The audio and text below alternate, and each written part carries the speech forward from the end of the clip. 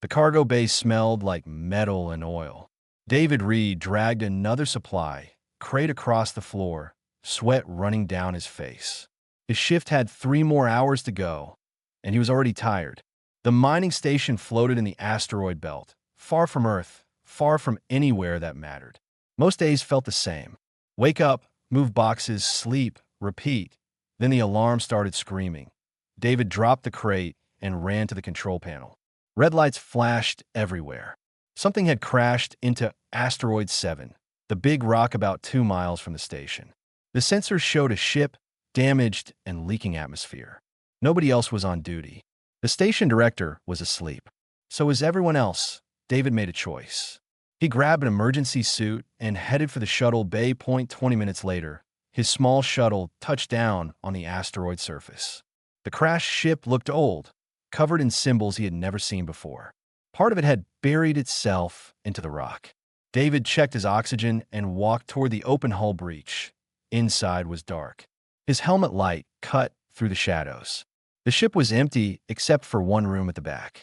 David's boots crunched on broken glass and twisted metal. When he reached the final door, he heard something. A sound like wind chimes, but sadder. That he pushed the door open. 3 small creatures huddled together in the corner. They looked like lizards mixed with birds, covered in scales that shimmered even in the dim light. Each one was about the size of a cat. Their eyes were huge and golden.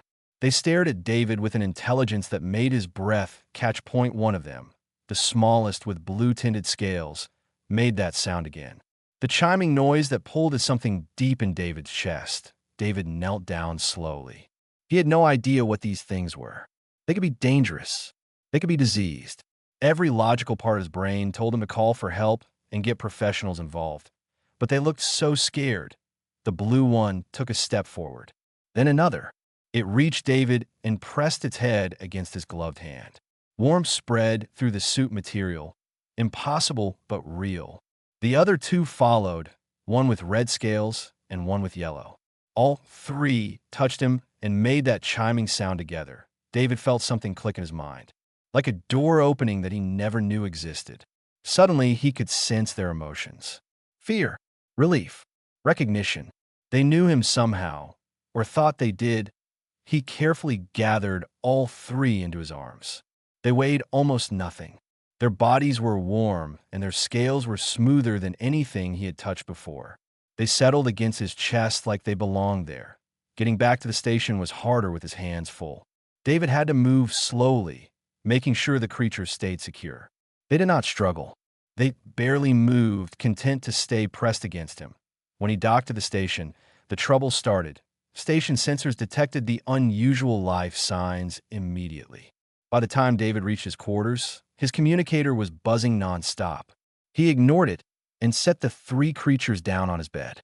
They stayed close together, watching him with those golden eyes. David found some emergency rations and offered them. The red one sniffed the protein bar and made a disgusted sound. The yellow one tried to eat the wrapper. The blue one just looked at David like he was supposed to know what they needed, that he had no idea what they needed. Someone pounded on his door. David opened it to find Station Commander Williams, red-faced and angry. "Reed, what the hell did you bring on board?" "They were dying," David said simply. "They could be dangerous. They could carry diseases. You violated about 15 protocols." Williams pushed past him into the room. When he saw the 3 creatures, his anger changed to something else. Greed maybe, or fear. "Do you have any idea what these are?" "No, sir. Neither do I. But they are definitely not from any known species in the database." Williams pulled out his communicator. "I'm calling the research division. They need to be studied." The 3 creatures made a sound together, sharp and distressed. David felt their panic like it was his own. The blue one jumped off the bed and stood between Williams and David, scales rising like hackles. "They are not going anywhere," David said. Williams stared at him. "Excuse me. They are scared. They just survived a crash. I'm not letting anyone take them. You do not have a choice, Reed. Those things could be worth millions to the right buyers. They could be the key to new technology. They could be a threat to everyone on this station." Williams moved toward the creatures. The red one opened its mouth and a small flame appeared, barely the size of a candle. but it was fire. Actual fire from a living thing. Williams jumped back. See? Dangerous. I'm confining you to quarters until the research team arrives. That's an order. He left, locking the door from outside. David sat on the floor. The three creatures climbed into his lap, calmer now. He felt their trust, their certainty that he would protect them. It was crazy. He had known them for less than an hour, but already he knew he would do anything to keep them safe. The blue one looked up at him and made a soft sound. David touched its head gently. I'll figure something out, he whispered. Outside, he could hear Williams on the communicator, alerting someone important. The words unprecedented discovery and immediate quarantine drifted through the door. David looked around his small quarters. One window, locked door, no weapons. Three impossible creatures depending on him. He started planning. David named them while waiting for the research team to arrive. The blue one became Flint because its scales looked like polished stone. The red one was Cinder, for obvious reasons. The yellow one he called Spark because it kept making little electrical charges when it got excited. They responded to the names immediately, like they understood language. Maybe they did. David was learning not to assume anything about these creatures. 4 hours after Williams left, the station shook. Not from an explosion, but from something docking. Hard. David went to his window and saw 3 ships attached to the station. Not human ships. Alien vessels from species he recognized from the news feeds. His communicator crackled. Williams's voice came through, stressed and tight. Reed, we have a situation. Stay in your quarters. David watched through the window as more ships arrived. Within the hour, 7 different vessels surrounded the station. The small mining outpost had become the center of something big. His door opened. A tall alien walked in, reptilian features set in what might have been a smile. Behind it stood Williams, looking pale. David Reed, the alien, said in perfect English, I am Ambassador Krell of the Sovereignty. We understand you have made contact with 3 Draconid hatchlings. Draconid? David kept himself between the alien and the 3 creatures. An ancient species, sacred to my people. They have been extinct for 10,000 years. Krell's eyes fixed on Flint, Cinder, and Spark. Until now, you have discovered something priceless. Another alien pushed into the room, this one covered in translucent skin that showed organs underneath. The collective claims equal right to study these specimens. We detected the quantum signature of their neural patterns. The bond formation is scientifically impossible. There's no bond, Krell snapped. Draconids only bond with their birth parent. This human is merely a temporary caretaker. A third alien appeared, smaller but wearing expensive clothing. The Merchant Guild offers 1 million credits for the creatures. We have buyers willing to pay much more.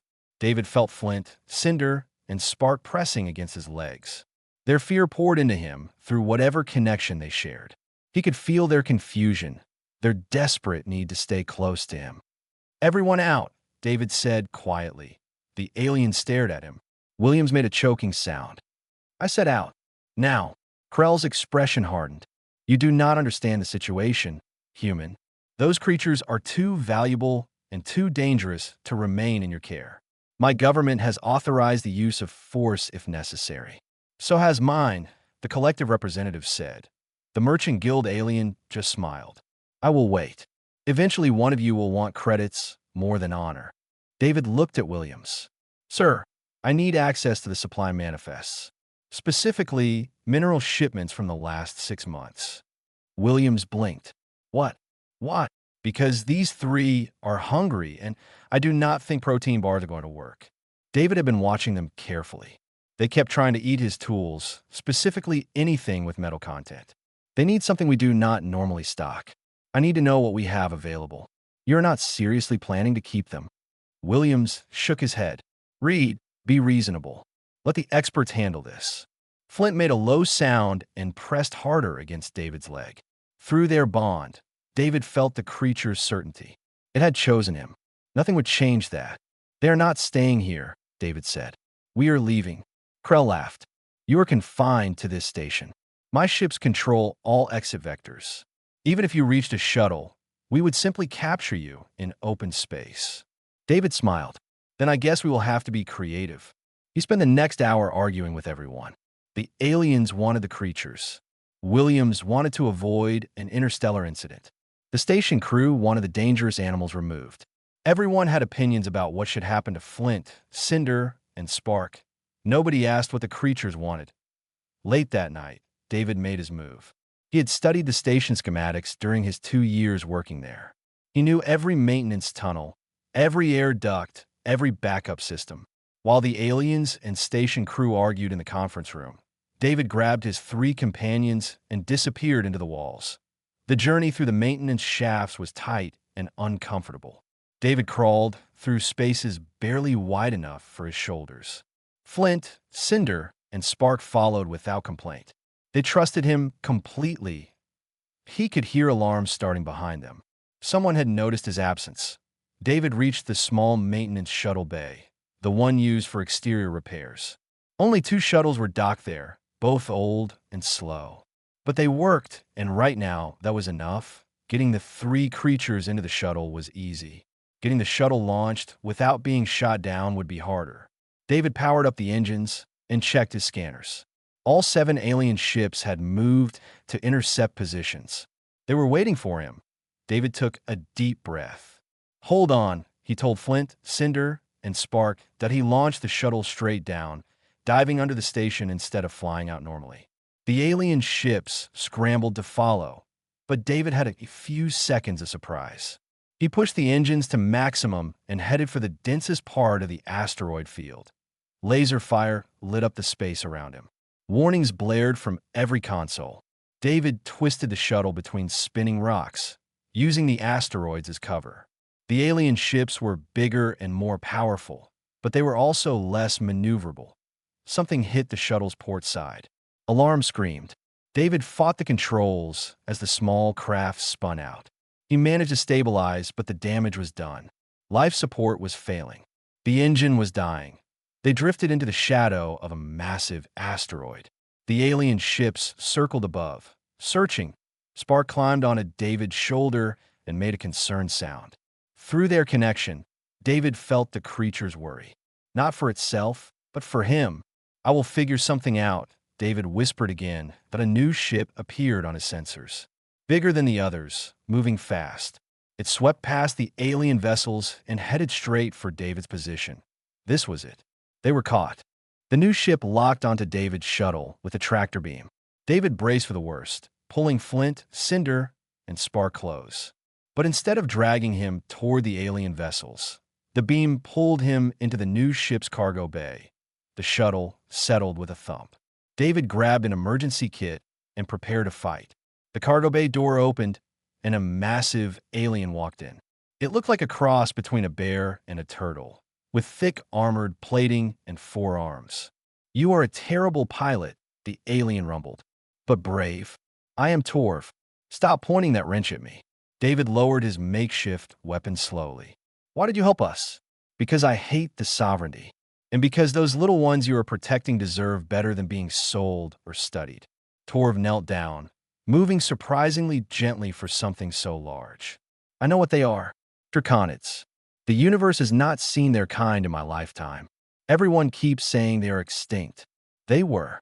Disappeared during the Great Silence, 10,000 years back. Nobody knows why." Torv stood up. "Your shuttle is dead. But my ship has fuel and supplies. Where do you want to go?" David had not thought that far ahead. "Somewhere safe." "Nowhere is safe for you now. Every government and corporation in the galaxy will want those hatchlings." Torv headed for the door. "Cool me. They need food, and you look half dead." Torv's ship was old, but well-maintained. The cargo hold was full of legitimate and probably illegal goods. The cockpit had enough screens to fly 3 ships at once. Torv settled into the pilot's seat and engaged the engines. "Those ships will follow us," David said. "Let them try." Torv was right. Within minutes, they had left the asteroid field and jumped to faster-than-light travel. The alien ships fell behind, unable to match the freighter's modified engines that in the ship's small galley. Torv laid out various containers. "Draconids eat minerals, not meat. Try these." David offered different samples to the hatchlings. They ignored most of them. Then Spark touched a blue crystalline substance and made an excited sound. All three creatures crowded around it, absorbing it somehow through their scales. Stellarium, Torv said. Rare and expensive. Of course they would need it. How much do you have? Enough for maybe 3 days. After that, Torv shrugged. We will need to find more. Over the next hours, Torv explained what he knew about Draconids. They were the ancient guardians of the galaxy, powerful beyond measure. Adult Draconids could manipulate matter and energy. They could destroy planets or shield entire star systems. They bonded with their parents at hatching and never broke that bond. But they only bonded with other Draconids, Torv said. Never any other species. What you have done is impossible. David watched Flint, Cinder, and Spark sleeping in a pile near his feet. They do not seem to know that. Maybe the rules changed. Maybe you are special. Or maybe the universe is stranger than we think. Torv pulled up a star map. I found something in your shuttle's computer. Coordinates from the crashed ship. David leaned forward. Where do they lead? Unmapped space. Deep in the frontier, past any colonized systems. Torv tapped the screen. Could be the Draconid homeworld. Could be a trap. Could be nothing. We should go there. It is 3 weeks' travel. We will run out of Stellarium long before that. Torv crossed his massive arms. And we would need to pass through the contested zone. War territory. Very dangerous. David thought about it. The hatchlings needed food to survive. The coordinates might have answers. It was risky, but everything about this situation was risky. What is in the contested zone? 2 empires fighting over worthless rocks. They shoot first and never ask questions. Torv smiled, showing teeth. But they have Stellarium mines. We could steal some. The plan was insane. David knew it was insane. But watching Flint, Cinder, and Spark sleep peacefully, trusting him completely, he knew he would do whatever it took. They reached the edge of the contested zone 2 days later. The hatchlings had grown noticeably. Flint was now the size of a large dog. Cinder could produce flames hot enough to melt steel. Spark generated electrical charges that made the ship's lights flicker. Their abilities were developing fast. Too fast. David had started feeling their emotions more clearly. He could sense when they were hungry or scared or happy. Sometimes he caught flashes of images from their minds. Ancient memories that were not his own. Cities of crystal. Skies with 3 suns. Beings of incredible power flying between stars. Were these the hatchlings' genetic memories? Or something else? Torv brought the ship into the contested zone carefully. They avoided patrol ships and automated defenses. The war zone was a graveyard of destroyed vessels and shattered stations. David saw bodies floating in space and looked away. The Stellarium mine was on a small moon, barely defended. Most of the fighting happened elsewhere. Torv landed the ship in a crater and suited up. Stay here with them, Torv said. I will be fast. But alarm started screaming before Torv could leave. 3 warships dropped out of faster-than-light travel right above them. Sovereignty vessels, bigger and meaner than before. They tracked us, David said. Impossible. I have the best dampeners in the sector. Torv checked his sensors. They must have been searching every system along our route. Persistent. The lead warship opened communications. Ambassador Krell's face appeared on screen. David Reed, you have led us on an interesting chase. But this ends now. Surrender the Draconids, or we will destroy your ship. David looked at Flint, Cinder, and Spark. They were awake now, sensing the danger. Through their bond, he felt their readiness to fight. They were just hatchlings, but they would try to protect him. He could not let that happen. If I give them to you, what happens to them? David asked. They will be raised properly, trained to serve the sovereignty as their ancestors once did. They will have purpose and honor. As weapons, as guardians, Krell corrected. The galaxy is falling apart, human. Wars everywhere. The old alliance is breaking. We need the Draconids to restore order. David felt Flint press against his leg. The creature's thought came through clearly for the first time, not as an image, but as a feeling. A simple, certain rejection of everything Krell offered. They said no, David told Krell. The ambassador's expression hardened. They are hatchlings. They do not understand. They understand enough. David cut the communication. Torv stared at him. That was very brave and very stupid. The Sovereignty warships opened fire. Torv's ship rocked under the weapon's fire. Shields held for the first barrage, then started failing. Torv pulled the ship up hard, using the moon's gravity to slingshot them away from the warships. But 3 more Sovereignty vessels appeared, boxing them in. David felt panic rising. Not his own, but from Flint, Cinder, and Spark. They could sense his fear, and it fed their distress. He forced himself to stay calm. There is no escape vector, Torv said grimly. Too many ships. Another blast hit them. The rear shields collapsed completely. Warning lights filled the cockpit. Torv fought the controls as the ship spun. Then Flint did something impossible. The hatchling opened its mouth and roared. The sound was deeper than anything that small should produce. David felt reality bend around them. The deck plating beneath Flint's feet began to change, metal flowing like water. It spread across the damaged section of the hull, sealing the breach. When the void, Torv stared. Cinder joined in, flames erupting from its body. But instead of burning the ship, the fire formed a barrier around the hull. Enemy weapons' fire hit the flames and scattered harmlessly. Spark completed whatever the 3 were doing together. Electricity arced from its scales, linking to the ship's power systems. The engines roared to life with triple their normal output. Through his bond with them, David understood. They were protecting their family. Him and Torv, the ship that sheltered them. They were too young to fly or fight directly, but they could enhance and defend. Go! David shouted at Torv. They are buying us time. Torv did not hesitate. He pushed the enhanced engines to maximum and dove toward the moon's surface. The Sovereignty ships followed, firing continuously. But Cinder's flames shield held, and Flint kept repairing damage faster than the enemy could cause it. They skimmed across the moon's surface at insane speed. Torv flew through canyons and under ancient bridges. The warships were too big to follow the same path. They had to go around it. IT gave Torv enough time to reach the Stellaria mine that he landed hard, crushing several mining robots. Grab what you can. We have maybe 2 minutes. David ran into the mine with empty cargo containers. The stellarium deposits glowed blue in the darkness. He scooped up as much as he could carry, not being careful or selective. Behind him, Flint, Cinder, and Spark absorbed the minerals directly from the walls, growing stronger. The warships appeared above the mine. This time they did not fire. They landed and soldiers poured out. Armored troops carrying weapons designed to capture, not kill. David and Torv ran back to the ship. The soldiers were faster. They surrounded the freighter before anyone could board. Ambassador Krell walked through the ranks, calm and confident. Enough running, Krell said. Your creatures are exhausted. Their abilities are impressive, but they are still just hatchlings. Come peacefully, and no one needs to be hurt. David looked at Flint, Cinder, and Spark. They stood between him and the soldiers, defiant but swaying with fatigue.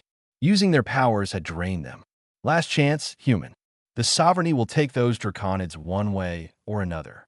You can surrender them with honor, or we can take them by force. Something inside David snapped. These are not creatures or specimens or ancient weapons. They were children. His children, in every way that mattered. And he was their father. You want them? David stepped forward. You will have to go through me first. Krell sighed. Very well. Soldiers, use non-lethal force on the human. Capture the Draconids alive. The soldiers raised their weapons. David prepared to fight with his bare hands if necessary. He would lose. He knew that, but he would not give up. Then Flint roared again. The ground beneath the soldiers erupted. Stone and metal twisted upward, forming barriers and walls. The troops scattered, confused. Cinder breathed fire in a wide arc, not hot enough to kill, but bright enough to blind. Spark sent electrical charges through the metal-rich soil, stunning anyone standing on it. But it was too much for them. Flint collapsed first, then Spark. Cinder managed 2 more steps before falling. They had given everything to protect David. The soldiers recovered quickly. They moved in to secure the unconscious hatchlings. David threw himself over the three small bodies. No, you are not taking them. A soldier grabbed his arm. David fought back, landing a punch that did nothing against the armored opponent. Another soldier hit him from behind. Pain exploded through David's skull. He fell, but kept his body covering the hatchlings. Move him, Krell ordered. They tried. David held on. They hit him again. His vision blurred, but he did not let go. Blood ran down his face from a cut above his eye. His ribs felt broken, but he stayed between the soldiers and his family. Through the bond, he felt Flint waking up, not fully conscious, but aware. The hatchlings sensed David's pain. Then all three hatchlings woke simultaneously. Their eyes glowed. Not golden anymore, but pure white light. They made that chiming sound together, harmonized perfectly. David felt power flooding through their bond, more than before. More than should be possible. The hatchlings touched David with their small claws. Warmth spread from the contact points. His injuries began healing. The cut above his eye sealed. His broken ribs knitted together. The pain faded. It should have been impossible. Draconids could manipulate matter and energy, but healing was different. That required understanding biology at a molecular level. These are just hatchlings. They should not have that knowledge yet. But they healed him anyway, because he was their parent and they loved him. The soldiers backed away. Even Krell looked shaken. This is not in any of the records, the ambassador whispered. The bond should not work like this. You are not Draconid. This violates every law of nature. David stood up, fully healed. Flint, Cinder, and Spark stood with him, their scales shimmering with power.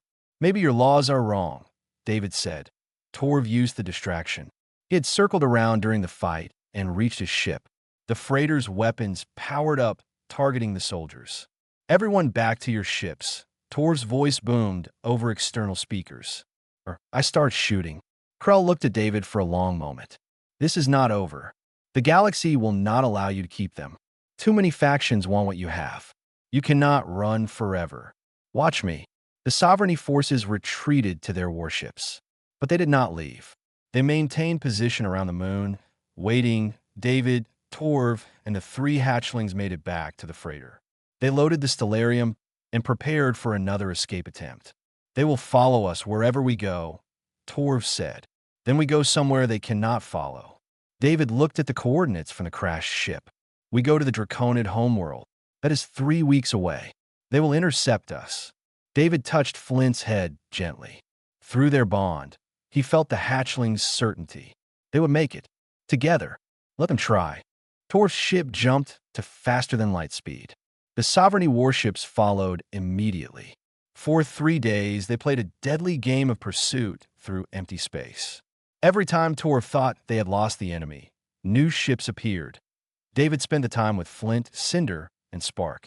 They were growing faster now, feeding on the stellarium they had stolen. Each one was the size of small human, their scales hardening into proper armor. Their minds were developing too. David could feel their thoughts becoming clearer, more complex. Sometimes they sent him images of ancient times. He saw Draconid cities that spanned entire planets. He watched elder Draconids reshape asteroids with a thought. He witnessed the species at the height of their power, guardians of peace across 1,000 worlds. Then he saw them dying. The images came from Flint during a quiet moment. David saw adult Draconids falling from the sky, their bodies failing despite their incredible power. He saw entire cities going silent. He watched a civilization collapse in months due to plague, something that attacked their biology at a fundamental level. The adults died first, then the juveniles. Only the eggs survived, placed in stasis chambers by desperate parents who knew they would never see their children hatch. 10,000 years, David whispered. You have been waiting 10,000 years. Flint pressed against him, seeking comfort. Through their bond, David felt the genetic memories fading. The hatchling was losing connection to the past, becoming something new. Something that had a human as a parent instead of a Draconid. Was that better or worse? David did not know that on the 4th day, they reached the coordinates. Empty space greeted them at first. No planets, no stars, just darkness. Then Torv's sensors detected something massive, a structure appeared as they approached. It was enormous, easily the size of small moon. Crystal and metal woven together in patterns that hurt to look at. Ancient beyond measure. Draconic construction, Torv said with certainty. Nothing else looks like that. The sovereignty ships arrived moments later, but they held position, not attacking. They seemed as awed by the structure as David felt a beam of light shot from the structure and scanned Torv's ship. David felt it pass through him, gentle but thorough. Then it focused on Flint, Cinder, and Spark. The three hatchlings responded, their scales glowing in resonance. Doors opened in the structure. Massive doors that had not moved in millennia. "It is inviting us in," David said. "Could be a trap," Torv warned. "Or it could have answers." They flew into the structure. The sovereignty ships tried to follow, but the doors sealed behind Torv's freighter. They were alone inside. The interior was a maze of corridors and chambers, all perfectly preserved. Lights activated as they passed, responding to the presence of draconids. David, Torv, and the hatchlings explored on foot, leaving the ship docked in what looked like a landing bay. They found nurseries designed for hundreds of eggs, medical facilities with equipment that could heal any injury, training halls where young draconids learned to use their powers. And at the center of it all, a chamber filled with holographic records that, in artificial intelligence, activated when they entered. It appeared as a glowing draconid elder, scaled in silver and gold. "Welcome, Keeper," the AI said, looking directly at David. "You have passed the first trials. The hatchlings have chosen well." "What is this place?" David asked. "A sanctuary, a nursery, a hope for the future." The AI gestured, and holograms filled the room. "When the plague came, our species knew it would mean extinction. We could not cure it. We could only preserve what remained. Eggs were placed in stasis throughout the galaxy. This station was built to guide those who would raise them. But they only bond with draconids," Torv said. "How could anyone else raise them?" The final generation made a choice. They modified the eggs, altered the bonding process. The hatchlings would choose parents based on worthiness, not species. The AI looked sad. "We knew our kind was ending. We hoped that others might carry forward what we built. Peace, protection, guardianship. Why did David qualify?" Torv asked the question David had been wondering himself. The AI turned to him. "You acted without expectation of reward.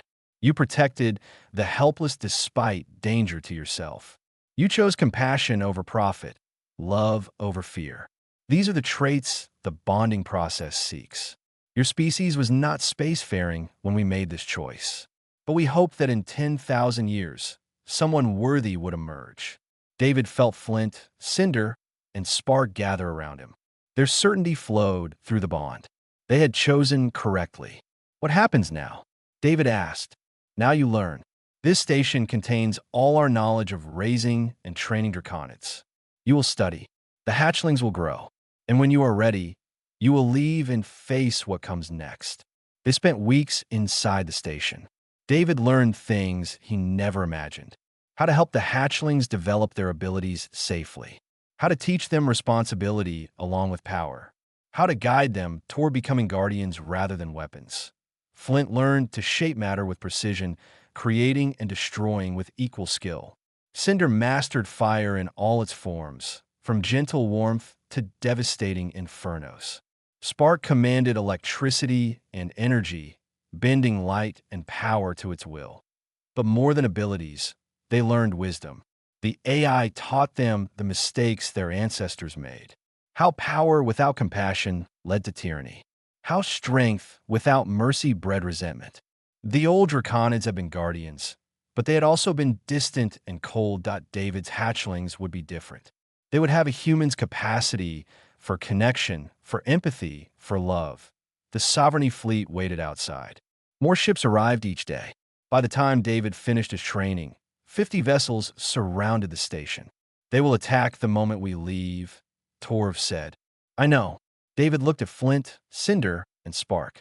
They were massive now, each the size of a shuttle. Their powers had grown beyond anything he imagined possible. But they were still his children. "We cannot hide forever." The AI appeared one final time. A message arrived while you studied. A human colony is under attack. The sovereignty is destroying it to lure you out. David's blood went cold. How many people? 12,000. The assault began 3 days ago. Half are already dead. Flint roared, echoing through the station. Through their bond, David felt the creature's rage. Not at him, but at the senseless violence. Cinder and Spark joined the sound, a harmony of fury and grief. "We have to help them," David said. "That is what they want," Torv warned. "The moment you leave, they will capture you." "I do not care." David climbed onto Flint's back. The Draconid had grown large enough to carry him now. "Those are my people dying. We are going." Cinder and Spark took positions on either side. Together, the three Draconids and their human parent prepared for battle. The station doors opened. The Sovereignty fleet waited, weapons charged. David and his family flew out to meet them. The human colony burned. David could see the fires from space as Flint, Cinder, and Spark accelerated toward the battle. Sovereignty warships surrounded the planet, bombardment beams tearing through settlements. Escape pods fled in all directions, hunted by fighter craft. David felt rage building in his chest. Innocent people dying just to force him into a confrontation. This was not war. This was murder. Through the bond, his anger flowed into the three Draconids. They responded with fury of their own. Flint hit the first warship like a meteor. Scales harder than any armor. The Draconid tore through the hull from top to bottom. The ship split in half, powerless. Flint did not kill the crew. Instead, he used his matter manipulation to seal the breaches and guide the pieces toward the planet safely. Cinder became living flame. She flew through the enemy formation, burning weapons systems, but leaving life support intact. Ships went dark one by one, disabled but crews unharmed. Her fire was precise, surgical, controlled. Spark danced between vessels too fast to track. Electrical discharges fried, targeting computers and weapons.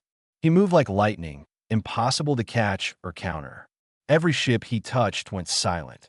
David coordinated from Flint's back, using the bond to direct his three companions. They had trained for this. Not to destroy, but to protect. Not to kill, but to neutralize threats. The Sovereignty fleet tried to fight back. They had weapons designed to hurt Draconids. Ancient technology reverse-engineered from ruins. Energy beams that could pierce the hardest scales. Missiles that tracked heat signatures. They hit Flint twice. The Draconid roared in pain. David felt the agony through their bond and nearly blacked out. But Flint kept fighting, kept protecting. Cinder took a missile meant for a fleeing civilian ship. The explosion should have killed her. Instead, she absorbed the blast and redirected it back at the launcher, destroying only the weapon system. Spark got caught in a containment field, the kind that could trap energy beings. He struggled for a moment, then did something impossible. He became pure electricity, flowed through the field's gaps, and reformed on the other side. 20 ships disabled. 30, 40. The fleet commander finally called for a ceasefire. Ambassador Krell's face appeared on every communication frequency. "Enough. We surrender. Stop the attack." David felt Flint, Cinder, and Spark wanting to continue. They could destroy the entire fleet. They had the power, but David held them back. "Stand down," he told them gently. The three Draconids circled the disabled fleet, watching for treachery. None came. The Sovereignty forces had seen enough. David guided Flint down to the colony's main settlement. What remained of it? Entire city blocks were rubble. Fires burned everywhere. Survivors stumbled through the ruins, shocked and grieving. Medical teams rushed toward them. David climbed off Flint's back, exhausted. The three Draconids settled around him protectively. A woman approached, wearing a colony administrator's uniform. Her face was covered in ash and blood. "You saved us. The fleet was going to kill everyone. I am sorry we did not get here sooner," David said. "You came. That is what matters." She looked at Flint, Cinder, and Spark with wonder and fear.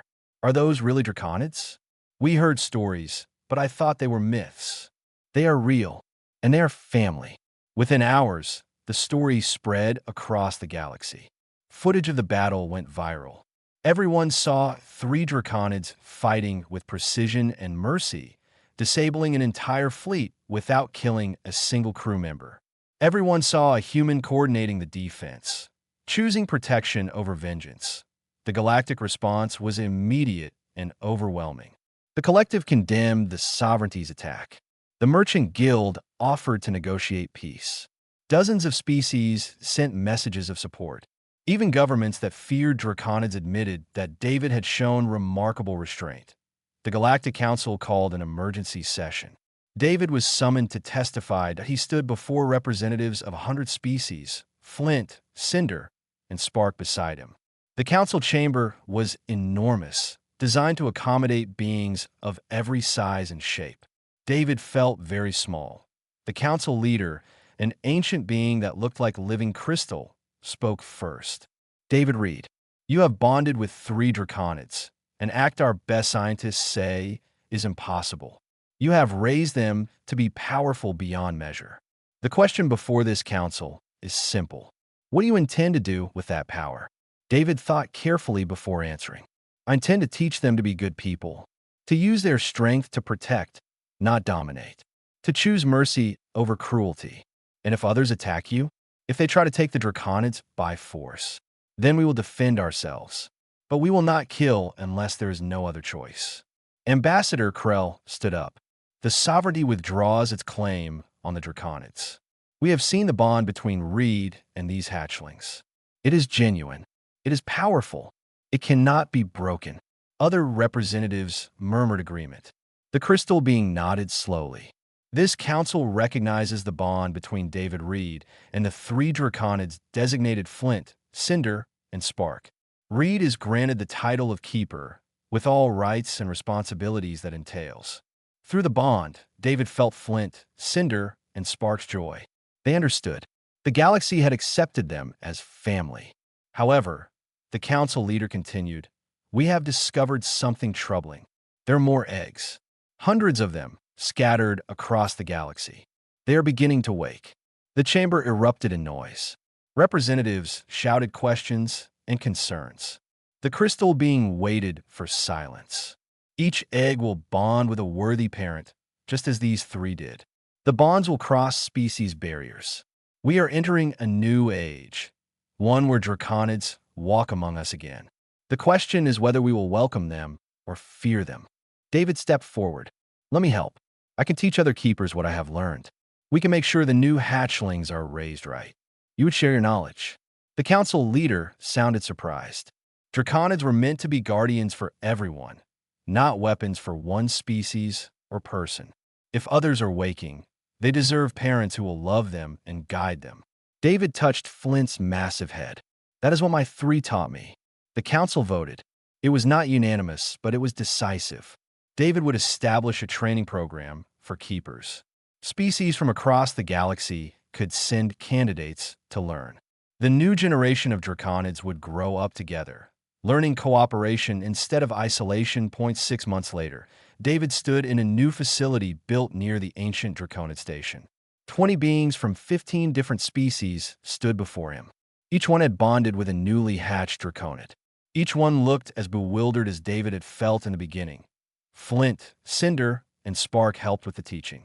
They had become massive, fully grown draconids with power that could shake planets.